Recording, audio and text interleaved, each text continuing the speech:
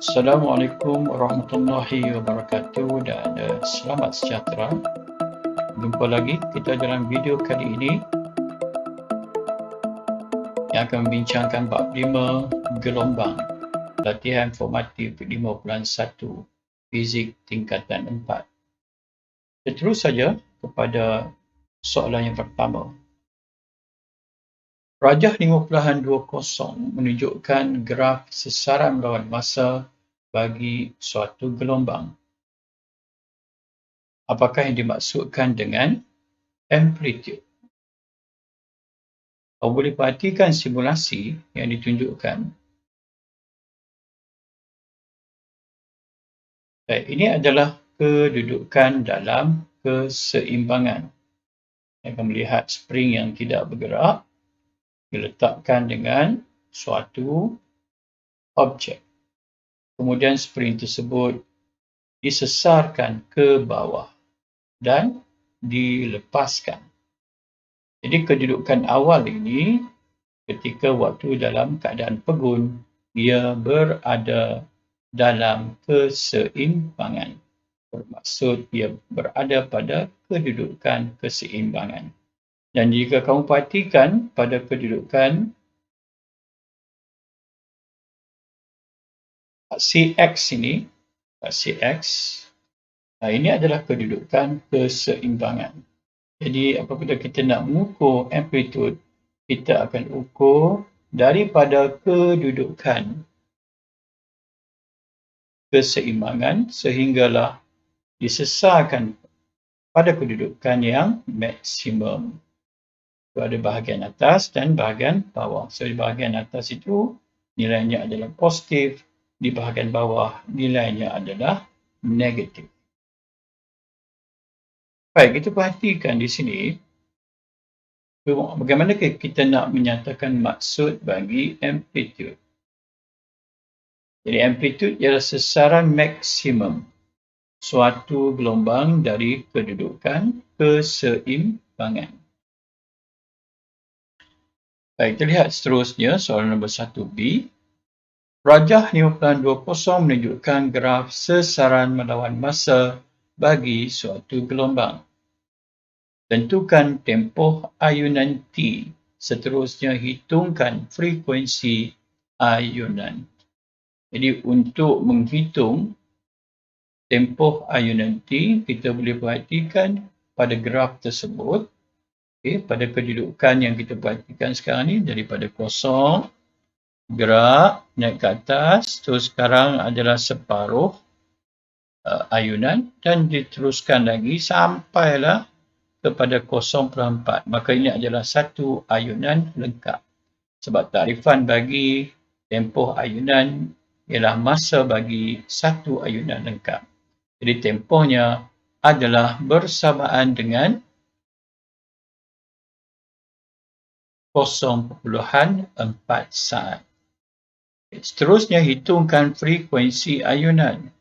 Jadi kita telah pun ada tempoh yang kita cari.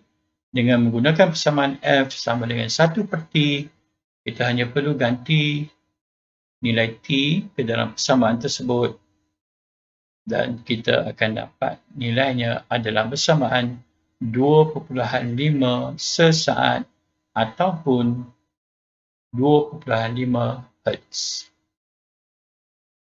Kita lihat seterusnya. Banding dan bezakan antara gelombang progresif dengan gelombang pegun. So, kita kena faham dulu apa yang dikatakan sebagai gelombang progresif. Jadi bila kita banding dan beza ni, maksud banding ni dia ada persamaan dan mungkin juga perbezaan. Ini adalah contoh animasi yang menunjukkan gelombang progresif. Yang mana kalau kamu perhatikan, untuk gelombang ini adalah gelombang air lah. Jadi dia bergerak, kita tengok zarah-zarahnya bergerak, jirimnya bergerak dan dia mempunyai arah perambatan gelombang.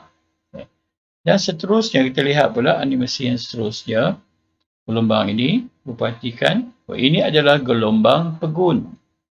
Kita tengok keadaan gerakannya. Okay. Keadaan gerakannya. Okay. So, zarah-zarahnya bergerak. Tetapi dia tidak merambat dengan masa. Ini yang dilakukan di dalam amal untuk menghasilkan gelombang pegun. Jadi cuba kita perhatikan perbandingan. So, di bahagian atas, kalau kamu perhatikan yang dua gelombang ini adalah gelombang progresif. Yang di bahagian bawah ini adalah gelombang pegun.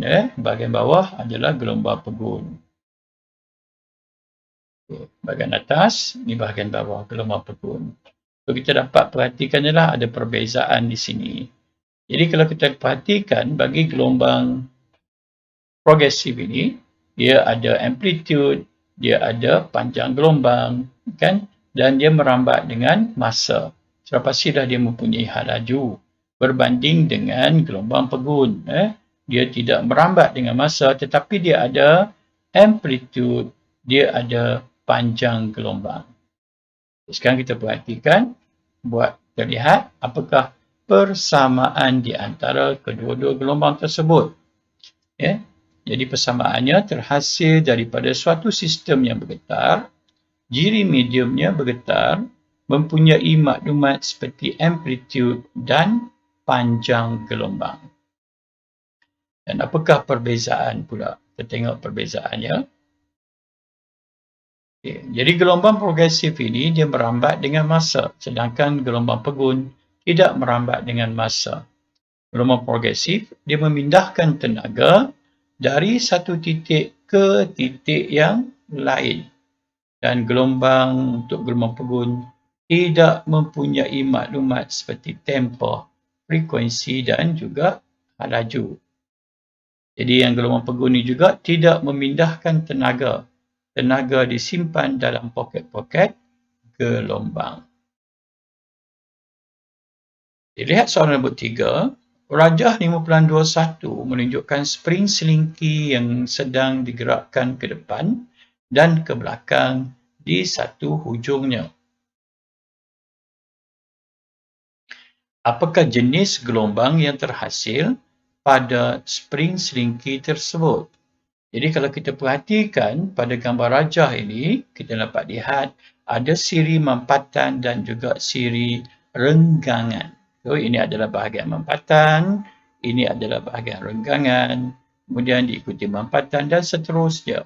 Ini yang kita pakai, yang kita sebut sebagai siri mampatan dan renggangan. Jadi kalau kita tengok di sini, kalau kita lihat, kalau zarahnya bergerak begini. Keadaan zarahnya bergerak begini. Sedangkan arah perambatan gelombang, dia akan bergerak ke hadapan. Jadi makna di sini, zarah-zarahnya adalah selari.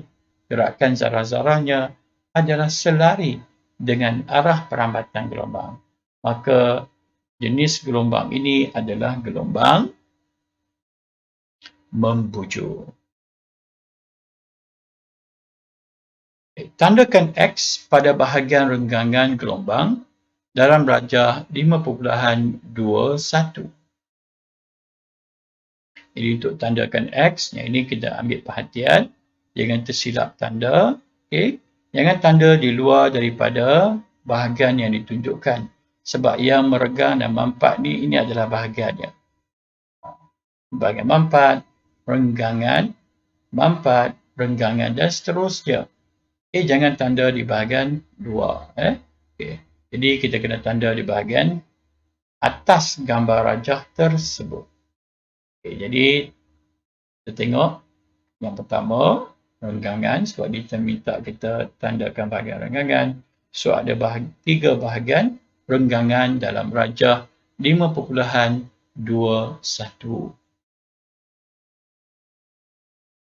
Berapa panjang gelombang lambda bagi gelombang tersebut? Jadi kalau kamu perhatikan panjang gelombangnya, kita boleh ukur daripada mampatan ke mampatan yang bersebelahan. mampatan ke mampatan yang bersebelahan ataupun daripada renggangan ke renggangan yang bersebelahan. Dalam kes ini, dalam soalan diberikan daripada mampatan ke mampatan yang seterusnya 10 sentimeter. Jadi kalau kita lihat di sini, maka panjang gelombangnya, kita ukur mampatan, ini adalah panjang gelombang yang pertama. Kemudian yang seterusnya ada lagi satu panjang gelombang. Maka di sini ada dua panjang gelombang yang bersamaan dengan 10 sentimeter. Jadi kita boleh tulis jawapannya 2 lambda sama dengan 10 sentimeter, lambda sama dengan 5 sentimeter. Jadi sekian, terima kasih. Jumpa lagi di latihan formatif 5.2. Assalamualaikum.